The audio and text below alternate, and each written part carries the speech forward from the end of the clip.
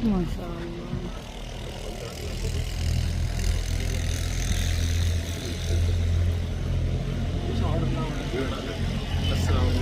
وعلیکم السلام.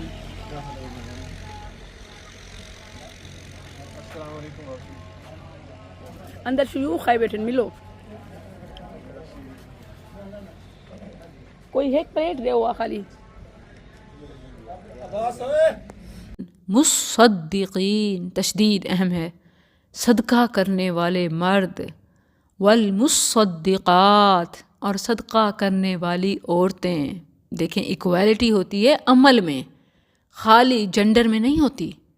اب جو صدقہ کرنے والے مرد ہیں یا صدقہ کرنے والی عورتیں، صدقہ کو برتری ہے، سپیریورٹی ہے، نہ مرد کو نہ عورت کو. نیک عمل کو اس میں صدقہ اہم ہے، خواہ مرد کرتا ہے یا عورتیں کرتی ہیں، تو یہ اللہ کو قرض حسنہ دینا ہے. تو جو وجہ برتری ہے وہ جنس نہیں ہے، وہ مرد ہونا نہیں ہے، وہ عورت ہونا نہیں ہے، میل ڈومینیشن بھی نہیں ہے، لیڈیز فرسٹ بھی نہیں ہے.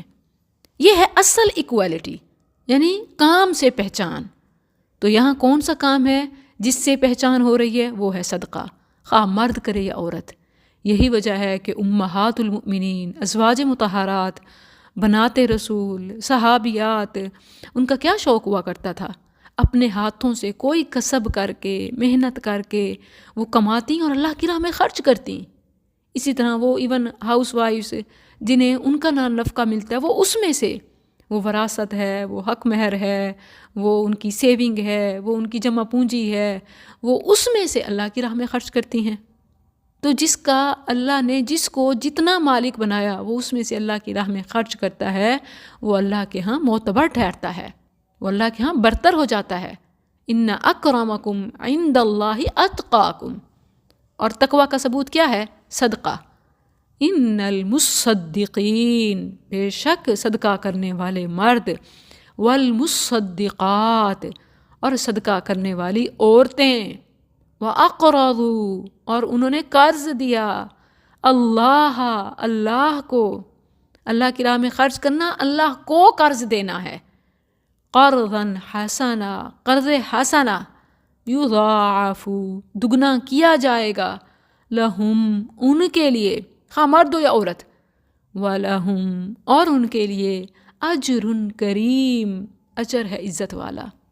دیکھیں عام طور پر آپ کو آپ کی اوقات سے بڑھ کے فیور مل رہی ہو نا، شرمندگی کا باعث ہوتی ہے، لیکن یہاں ایسا نہیں ہے، یہاں عزت پر زور ہے، اجر کریم. یہی وجہ ہے کہ قرآن کریم میں جنت کے لیے ورثہ کا لفظ آیا ہے کہ اولئک ھم الوارثون الذین یرثون الفردوس، یعنی تمہاری اپنی محنت کی کمائی ہے اور یہ اللہ کی طرف سے عزت افزائی ہے.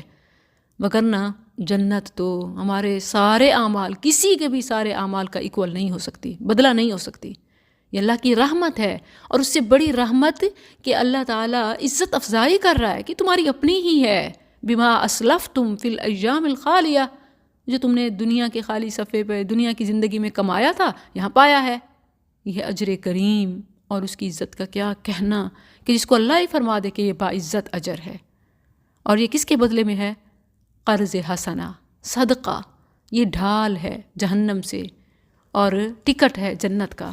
صدقہ میں فرضی اور نفلی، یعنی زکوٰۃ اور نفلی خرچ کرنا دونوں شامل ہے. فرضی ہو یا نفلی، اخلاص اور صحیح جگہ. فرض کے مصارف ہیں اور نفل بعض اوقات اپنی اہمیت اور ضرورت کی بنا پر فرض کے درجے کو بھی پہنچ جاتے ہیں.